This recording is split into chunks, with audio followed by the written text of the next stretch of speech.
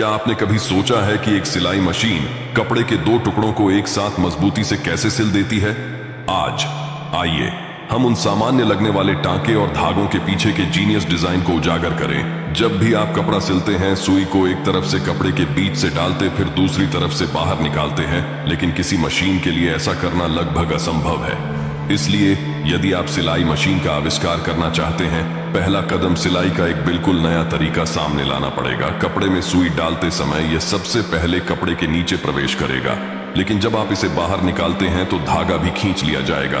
क्योंकि सुई सिर्फ एक ही तरफ नुकीली होती है, इसलिए हमें कोई रास्ता ढूंढने की जरूरत है। जब हम धागा सिलाई के लिए नीचे से ऊपर निकालते हैं तो धागा उलझने की वजह से बाहर नहीं निकल पाता है। इसलिए जीनियस इन्वेंटर एक समाधान लेकर आए। सुई कपड़े से होकर गुजरती है और सुई के धागे को सुई के छेद से नीचे ले जाती है। फिर सुई ऊपर की ओर बढ़ जाती है। मूल धागे के फंदे को झुकने के लिए मजबूर किया जाता है। इस समय किनारे पर लगा हुक तेजी से अंडाकार फंदे को पकड़ लेता है और इसे नीचे की ओर खींचता है।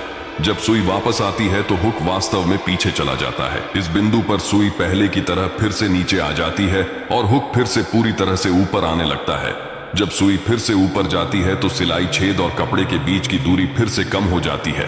लंबे फंदे को फिर से एक अंडाकार फंदे से बाहर निकाला जाता है। हुक इसे फिर से खींच लेता है और उसे पहले जैसी ही लंबे फंदे में बदल देता है। मशीन में यह काम बार बार होता रहता है। इस सिलाई को चेन सिलाई कहा जाता है, लेकिन चेन सिलाई में एक स्पष्ट रूप से खामी भी होती है। यदि धागा ढीला है तो सभी टांके आसानी से निकाले जा सकते हैं। इसलिए हमें अधिक पेचीदा और मजबूत टांके लगाने की विधि डिजाइन करने की आवश्यकता है। आइए एक नजर डालते हैं और इस पर ध्यान देते हैं। धागे की दो किस्में तैयार करें, एक पीला और एक नीला। धागा कपड़े के माध्यम से पूरी तरह नीचे चला जाता है। दूसरे धागे को ऊपरी धागे के फंदे से पूरी तरह गुजारें, फिर सुई को पीछे खींचें और अतिरिक्त धागा खींच लें। हम जो करते हैं वह इन दो धागों को आपस में जोड़ते हैं, इसीलिए इसे लॉक स्टिच कहा जाता है।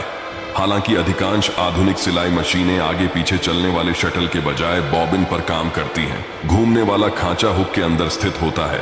आइए देखें कि यह कैसे काम करता है। बॉबिन ऊपरी धागे को खींचती है और सबसे निचले बिंदु तक जाती है।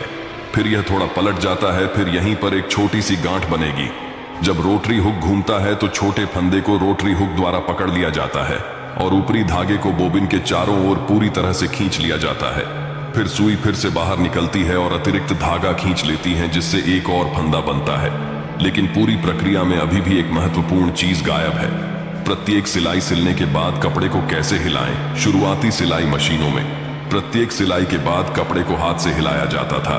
यह स्पष्ट रूप से धीमा था और टांके असमान दूरी पर थे। बहुत से लोगों ने कुछ डिजाइन आजमाए, लेकिन सबसे सफल आविष्कार विल्सन का था। उनका आइडिया कपड़े के कोने को दबाने के लिए धातु के एक छोटे टुकड़े का उपयोग करना था। जब सुई कपड़े में न हो तो खांचे के साथ धातु का एक छोटा टुकड़ा नीचे से ऊपर धकेला जाएगा। यह कपड़े को पकड़ता है और फिर 1 इंच पीछे ले जाता है। अब कपड़े को आगे धकेले जहां अगली सिलाई होने वाली है। इस डिजाइन का उपयोग आज लगभग सभी सिलाई मशीनों में किया जाता है।